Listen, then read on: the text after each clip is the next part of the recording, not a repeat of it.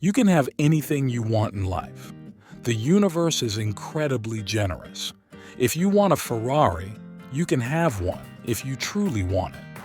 The truth is, most people say they've tried their best, but that's a lie. If you really gave it everything, you'd already have it. The universe rewards those who genuinely try, not those who lie to themselves about effort. Here's what you should do. Grab a pen and paper and write down every goal you want to accomplish in the next 4 years. Write down the car you want to drive, the money you want to earn, the family you want to build. If you're relentless and consistent, everything on that list will come true. How do I know? Because I started from nothing, rock bottom, and through hard work, focus, and showing up every single day without fail, I reached the top. There's only one real shortcut in life: never missing a day.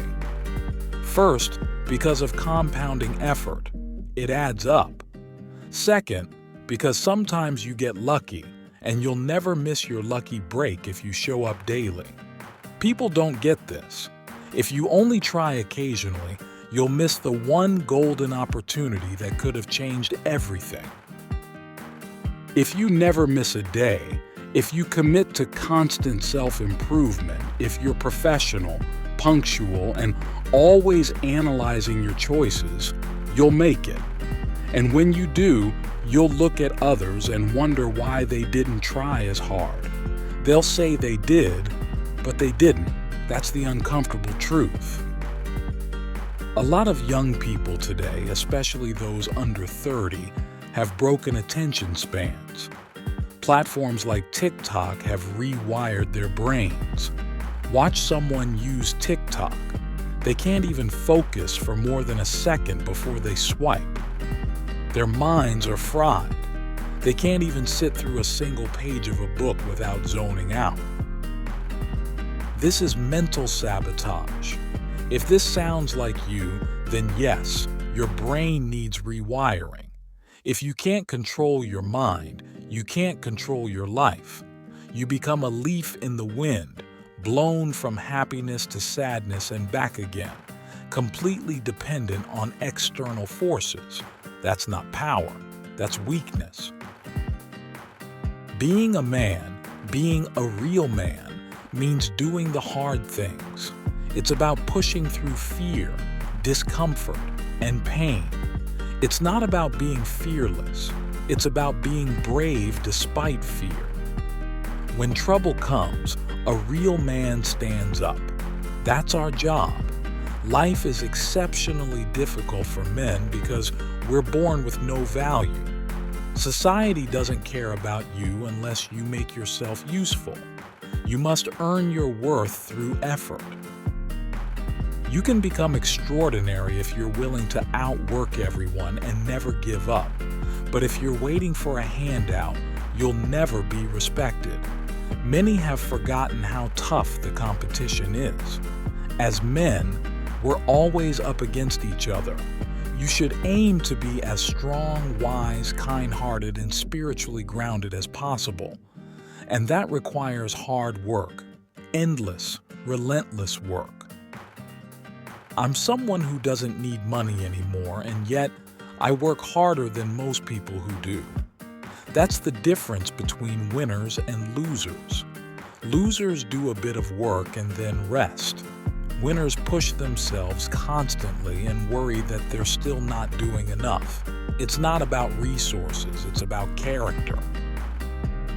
You could give the average man everything: a Ferrari, a full tank, a roadmap, a coffee, and tell him, drive to success. But halfway there, he'll quit. Why? Because it's too far.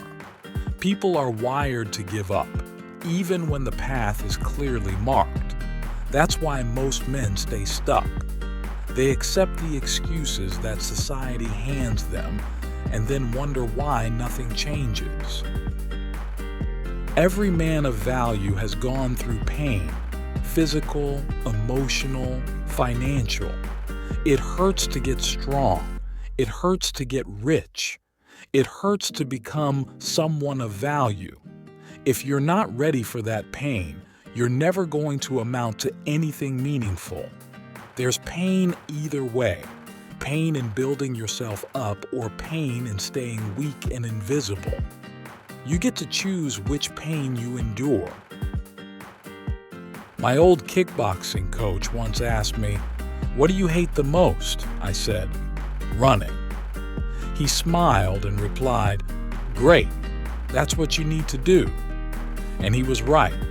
What you avoid is usually exactly what you need. You can't build a resilient, powerful life without walking through fire. One day, you need to be able to say, "This isn't hard. I've faced much worse." If you're not that guy, you'll always face the consequences of not being that guy.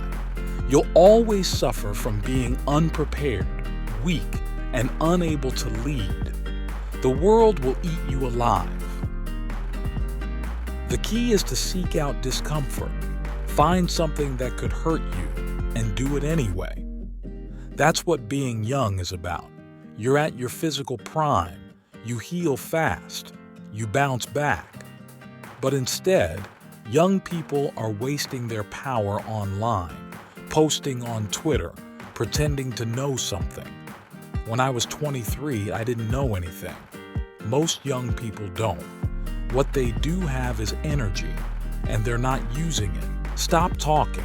Stop pretending. Go fail. Get hurt. Heal. Get back up. Repeat. Stop caring about what people think. That's the biggest con ever sold to men.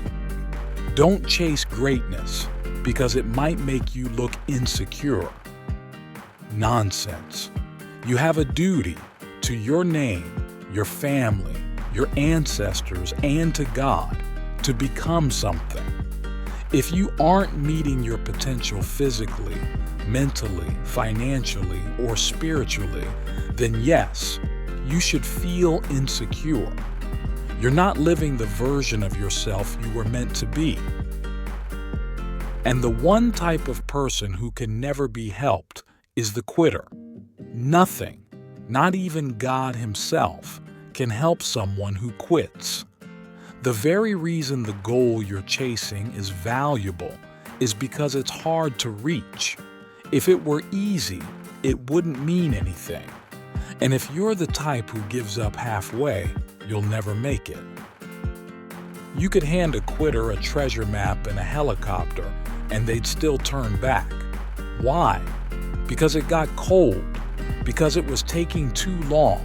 They'll always find a reason to stop. That's why they'll always lose. I've never seen someone who was truly committed to something not eventually get it. Never. Whether it's world titles, money, or success, I've watched people with no resources find a way because they refuse to quit. If it's all you think about, if it's all you breathe, you will find a way. But if you say, "I want it," and you don't have it, it's simple. You didn't want it bad enough. If you're going to sit around and say, "I'm just too sad," understand this. You will always lose to men like me. There must be losers for there to be winners, and I refuse to feel sympathy for those who won't even try. Maybe I was sad too, but I trained anyway. Maybe I was scared, but I fought anyway. Maybe I was tired, but I worked anyway. That's the difference. That's how winners think. I have zero sympathy for people who say, "I don't feel good, so I can't try today." Then stay where you are. The top is reserved for those who perform, regardless of how they feel. That's the standard. If I ignore how I feel and perform at my best every day, I'm certainly not going to excuse someone else's laziness just because they're in a mood. You don't get to fail your name. You don't get to fail your family.